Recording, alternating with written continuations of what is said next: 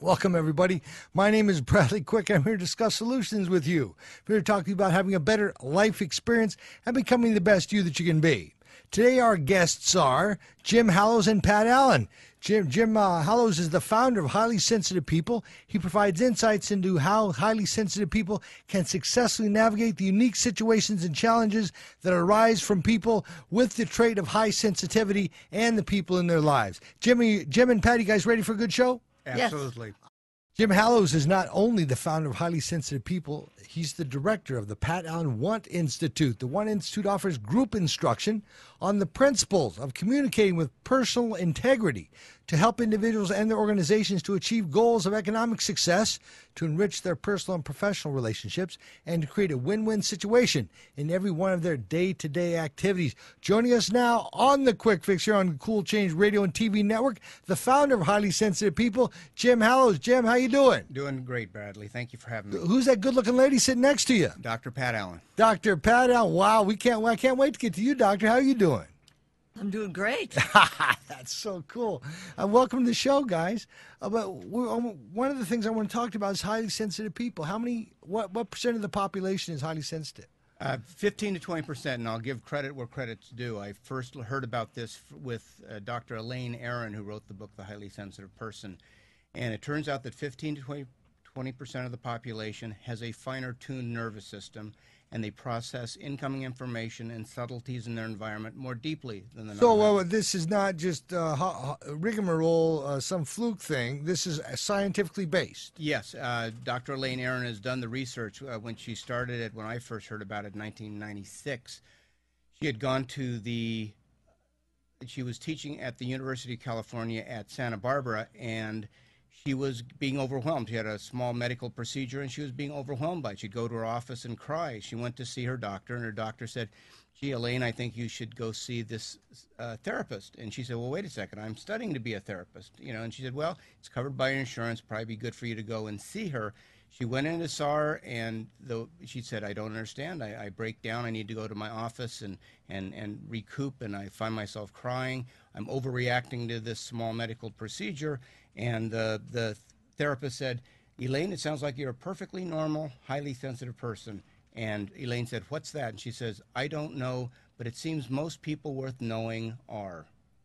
Okay, so give us an introduction to the trait of highly sensitive people, some of the traits of these people. Maybe some of our listeners can identify with this, and it'll answer some of the questions for them. I'm going to guess that maybe they do. They're very bright, very creative. There's a great quote by Pearl S. Buck, who won the Nobel Prize for Literature, that says the highly creative person in any field is no more than this: a human creature born abnormally, inhumanely sensitive. To him, a touch is a blow, a sound is a noise, a misfortune is a tragedy, joy is an ecstasy, a friend is a lover is a god, and failure is death. Wow. So it's very creative. Did you read that? Did you read that? What? I think I almost got the quote right from Pearl S. Buck. That was brilliant. Wasn't that good, Doctor? That was great. He was scared he couldn't get this stuff out today. That's funny. So there's a lot of highly sensitive people out there. It would be about 50 million Americans if you figure 15 to 20% of the population that has this finer-tuned nervous system, yes. Well, that's wonderful. So how can is there a remedy for this, or is understanding just the remedy? Being aware and understanding that you have a finer-tuned nervous system. You may need to take better care of yourself. You may not be able to do what all your non-highly sensitive friends may do. That's one of the things, kind of an ongoing... I was not highly sensitive for a long time, but I did that with drugs. That would do it. Actually, highly sensitive people do have a tendency for addiction. So, and it's stuff that feeling, right, Doctor? Stuff that feeling. Self-medication, yeah.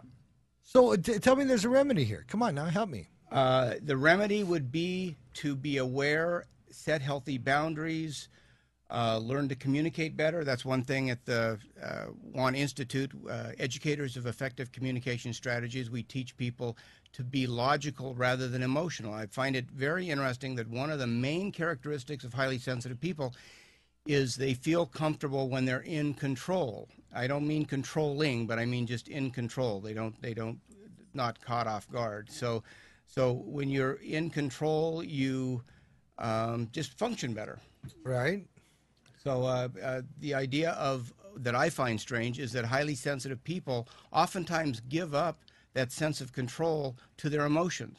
Here's a bunch of people who feel best when they're in control, but then they sometimes get into their feelings, and I refer to it as once feelings take over, logic is out the window. So it's strange that the group of people that feel most comfortable when they're in control will give that control up to their emotions. And one thing we teach at the Want Institute is to stay logical and feel, think, act. I think. Yeah, that's a reaction, not a response. Then, right? Right. Well, the idea of, and that what Pat teaches and then the Want Institute teaches, is the idea of feel, think, react, not feel, react, think later. Why did I do that?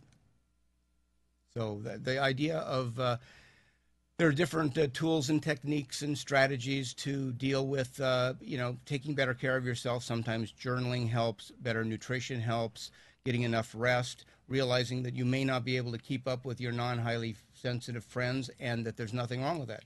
And in return for that, the gift you have is you are a deeper appreciation for art and nature and music. You're more creative. You may have more vivid dreams. So I always find that colors are really vivid for me. When somebody's wearing a color of their eyes, I just go, wow, that's so cool. And everybody looks at me like, what's wrong with you? Well, look at that. It's just so neat, you know? Well, that's because you're noticing it. And when you process incoming information and subtleties in your environment, like color, they do affect you more. And then you process it deeper. And highly sensitive people, I say, have a deep appreciation for art and nature and music and colors.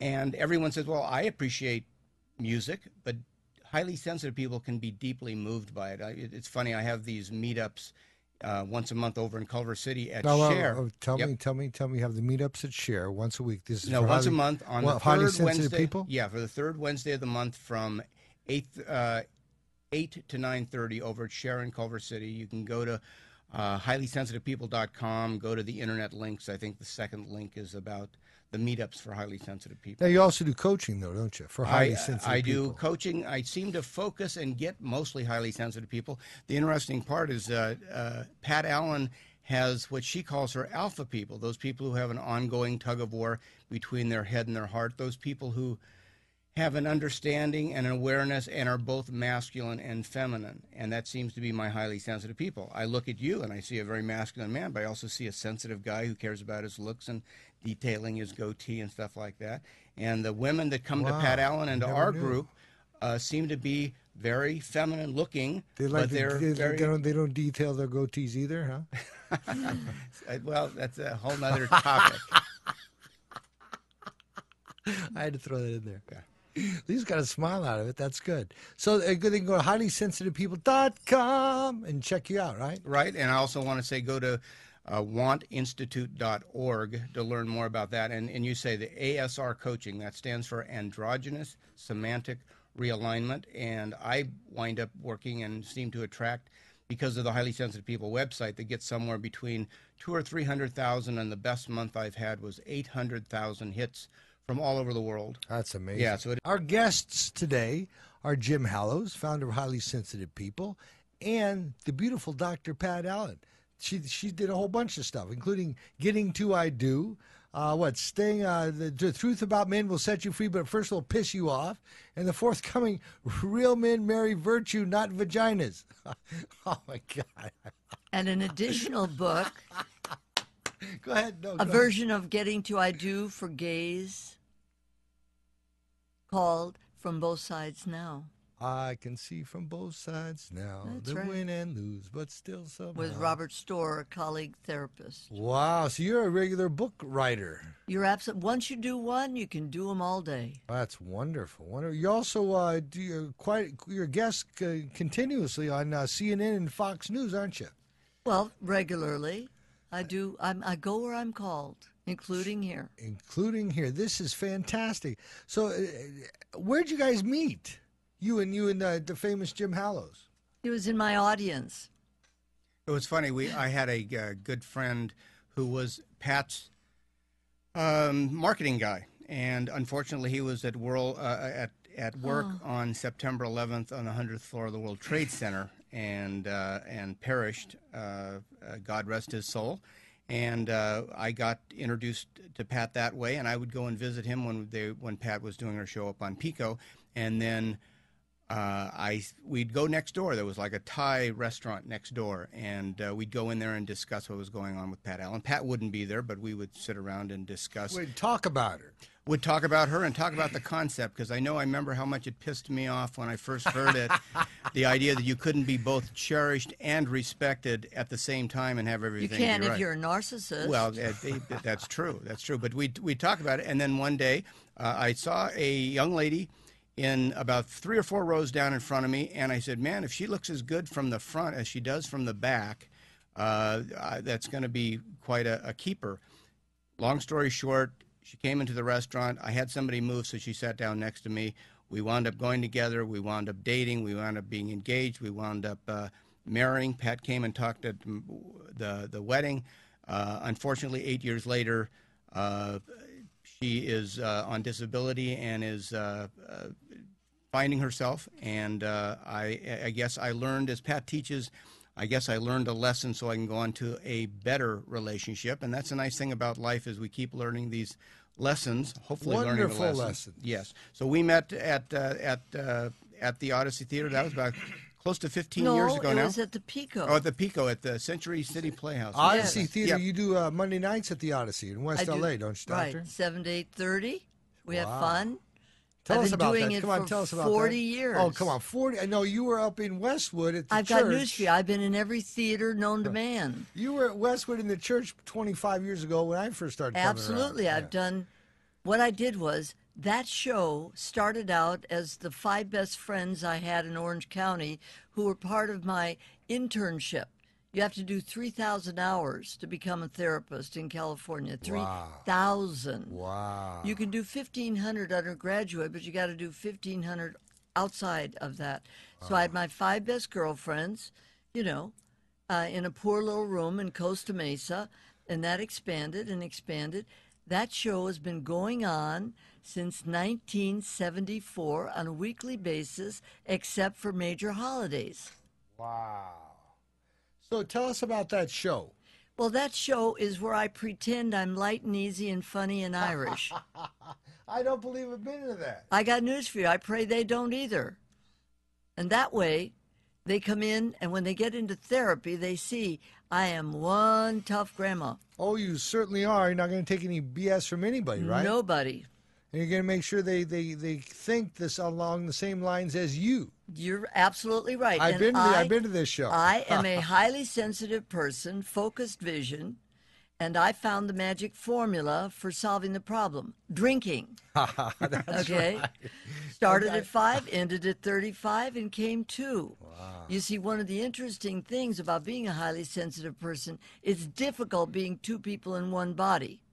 Okay, it's difficult being 2 people in one body. You can't be Yes. highly sensitive but be an arse at the same time, huh? They conflict. They ruminate. Feel, think, feel, think, feel. Or as the program says, 2 ways don't work. Right. It just doesn't work. So one of the things that addictive personalities, which I'm a specialist in sex and alcoholism, Oh, which I nice. think is I a love it. money-making Yeah. great combination. It is. I hope where you're making a one lot of is money. the other. That's right. You know what? I work for God. Yeah. But luckily, Jim works for man. That's good. And money. And so with that in mind, I won't grow old poor, will I? That's No. the plan. Yeah, right. I make it, he'll make it. So with that in mind, I learned how I'm going to be 41 years sober. I am now accustomed to being 2 people in one body. I know when to be a ditzy woman, and I know when to be a genius. And Ditzy between- woman's for the sake of being a woman, right? It's so that I and- can give the power to somebody else like a Jim. Exactly. You see? Right. That way I learned to follow, because I don't know a lot about a lot of things. Sensitive people are very isolated. I don't do computer. I have people do computer for me. Now, who ever heard of such thing? I'm working through my second computer, thinking of going into iPads, and I probably won't use it either. Get somebody to follow you around using it, right? Yeah, you did. I throw them away as we go. So out of this relationship training that you do, Yes. and you show that women think and feel at the same time, and men just think or feel, yeah? I teach virtue through science, being a certified honorary nerd. I am. Certified honorary nerd. That's true. I'm not a nasty. Remember, I'm an alpha, which is Jim's highly sensitive, and I'm highly. An alpha person is a person whose brain and heart works simultaneously. So when you eat, drink, use drugs, remember there's three things that motivate people: money, sex, and mind-altering chemicals. I love it. And as soon as you use mind-altering chemicals, you're cuckoo. The women become men, and the men become women. Right. Now I'm dealing with four people. That's Four in people one. in every relationship. Do you see? So with that in mind, I show people how to speak and think and act from their left lobe. Women have a bigger corpus callosum. You guys are always competing for bigger or lesser. Yeah, that connects the left and the right. You're absolutely right. Men who are right-handed have a smaller one. They think or feel. Right, we don't think and feel. No. But we're not as messed up as you women. No, you're not as capable of being messed up. We don't learn from logic. We are born to be illogical, irrational, and irritating. Yeah. We are here to test you.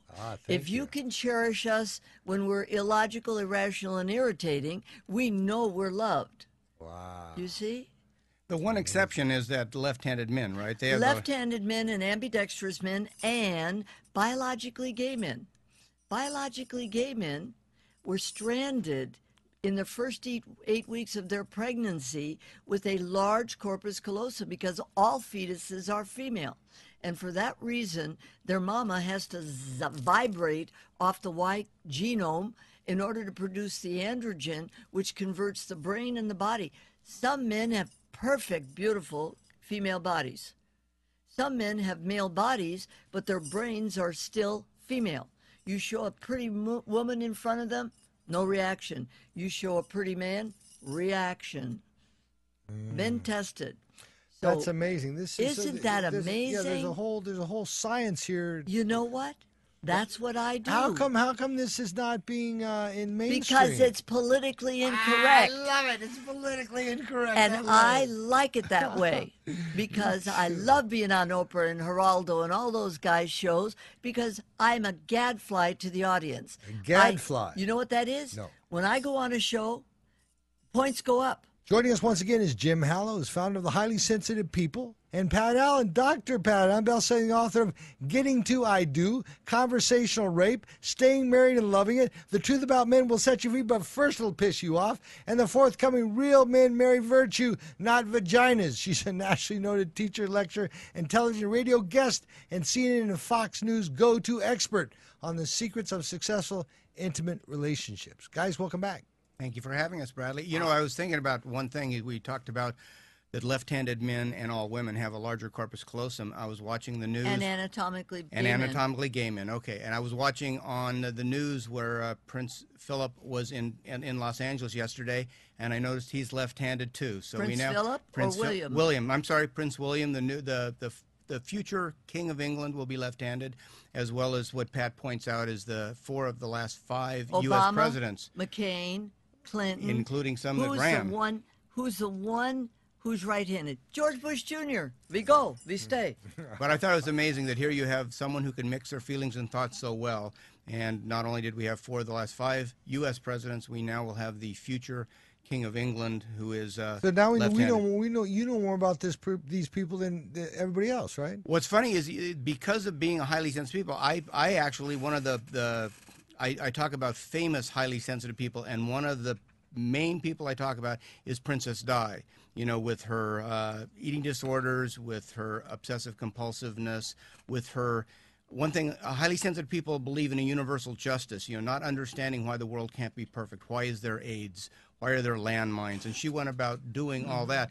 And so now that her son, who was raised to go and give 10% tithing to the poor people in London, he showed up yesterday down in LA on Skid Row, working with the homeless children. And so I think Princess Di, a highly sensitive person. What was he doing? He was painting pictures. Painting pictures, which is highly sensitive people have to be creative. As that line that says the highly creative person is born abnormally, inhumanely sensitive. And I think he may wind up, because the trait of high sensitivity is an inherited trait, I think we may have the future King of England be a highly sensitive person. But also. luckily, she's a college graduate, and the picture she was drawing was a snail. Now, what is a snail?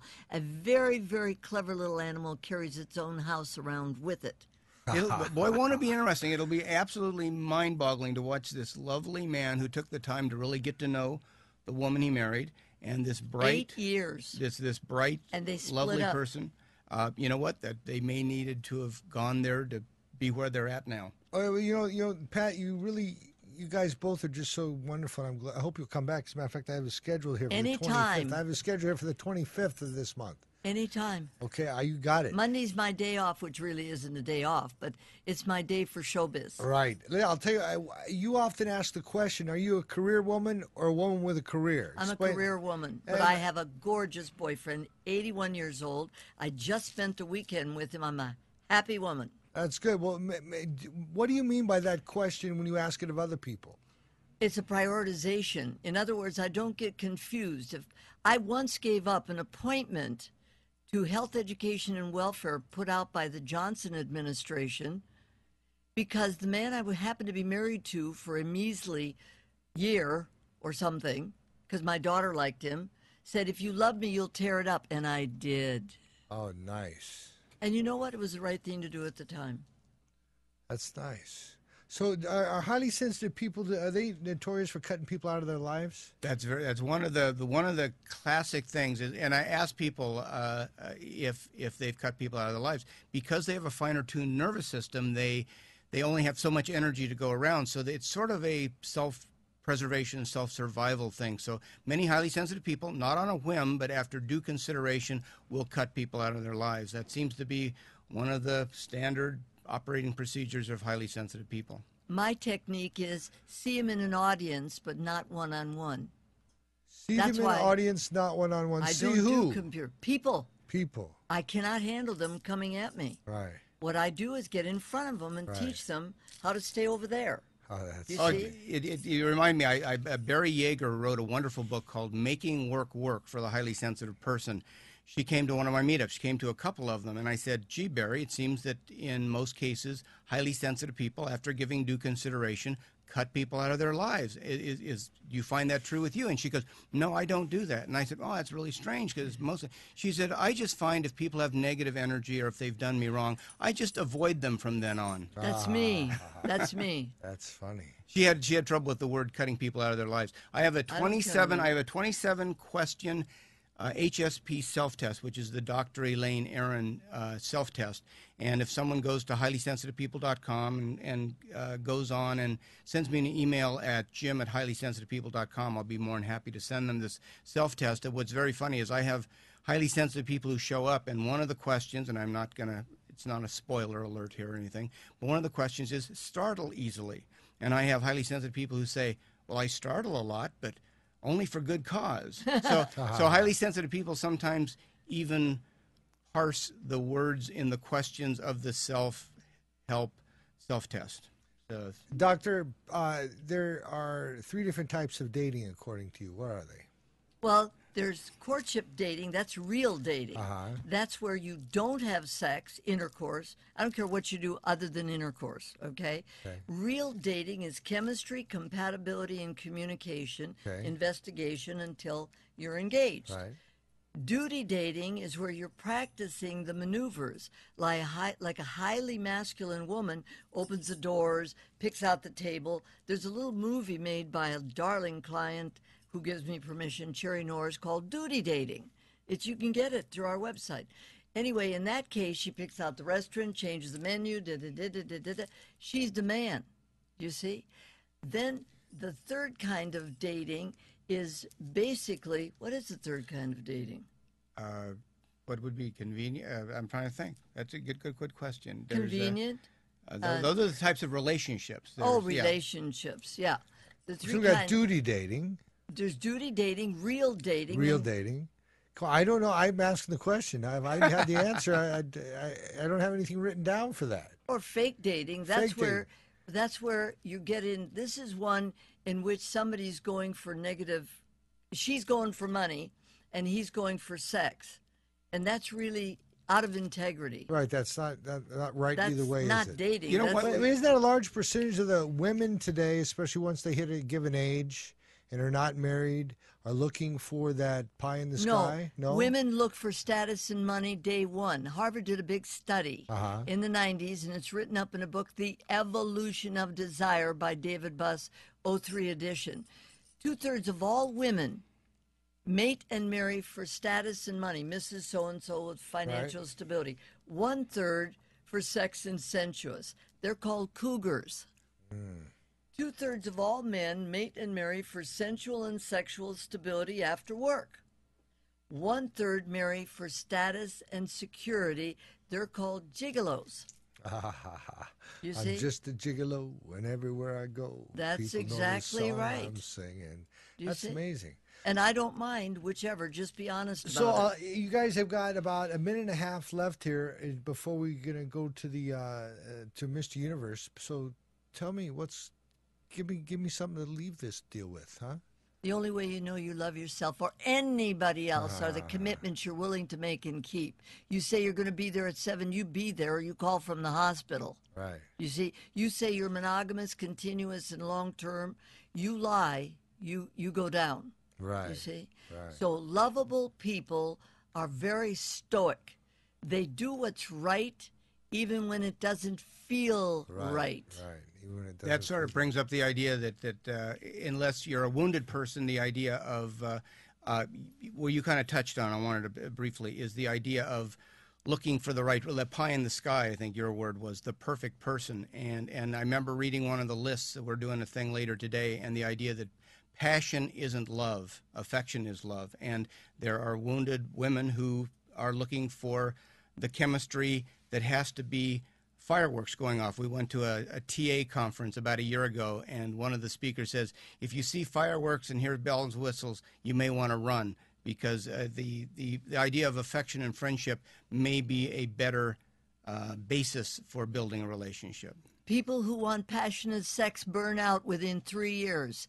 People who make love have passionate sex periodically and can go on forever. Forever. So give me some phone numbers and some websites and some addresses. I would just refer people to the I'll give you 3 different websites. I'll start with highlysensitivepeople.com, and then there is drpatallen.com, drpatallen.com, and then the wantinstitute.org, and visit all of them. They all link to each other.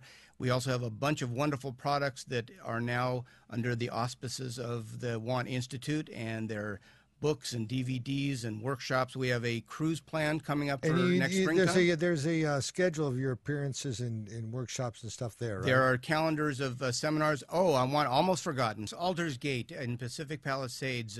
You can go to the drpatallen.com website and sign up for Aldersgate. We've been doing it for a few years now. It's a wonderful old place in Pacific Palisades.